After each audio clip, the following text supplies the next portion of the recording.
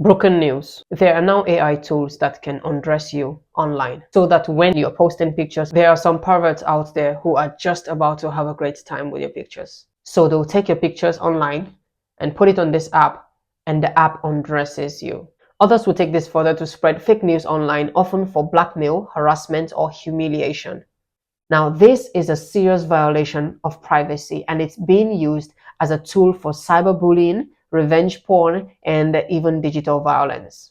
The other day, I stumbled upon a comment online about apps that undress people, and that piqued my interest. And I got to realize that these apps have been existing for literally a while now. But it gets even worse because on X now, you see people who are attempting to use grok. So some perverts go to the extent of going on Twitter to use grok to undress people, posting comments underneath a picture, especially a picture of a lady, and saying, "Hey grok, undress this person." Does grok go ahead and undress the person? No, at least not to the best of my knowledge. However, the fact that these perverts have the temerity to come online and even do that on Twitter, a very public platform, means that you can only imagine how many more people are doing this in the private with the undressing apps. In other words, ain't nobody safe out there.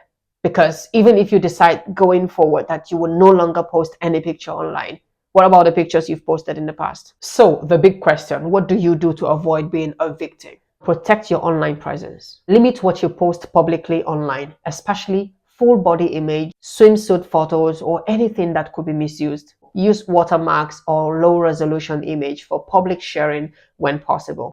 One of the things that make it easier for these perverts to get attracted to a picture they want to manipulate is photos that show sensitive part of the body, especially for women. Lock down your social media. In other words, set profiles to private where possible. Restrict who can see and download your photos, and be selective with the friend requests and followers that you accept. Avoid uploading your face to AI apps or phone filters that ask for high quality photos. Many of them can harvest and misuse your data. Know your legal rights. In many countries, creating or sharing fake explicit image of someone without their consent is highly illegal. For instance, Nigeria's Cybercrime Act 2015 criminalizes cyber talking, defamation, and the distribution of indecent images. Many other countries now recognize deepfake nudes as a form of sexual abuse or defamation. If you ever happen to be a target, do not panic. Instead, collect evidence like screenshot, links, usernames, then report the content on platforms such as Instagram, X, Facebook, TikTok, and the likes of them. Contact law enforcement or a cybersecurity lawyer, especially if there are threats or blackmail involved. And lastly, speak up, just like I'm doing right now. Educating others will create collective awareness and safety out there. Because the truth is, nowhere is safe. However, the things I had mentioned will go a very long way to drastically reduce the tendencies for you to be exposed or be a victim to any of this.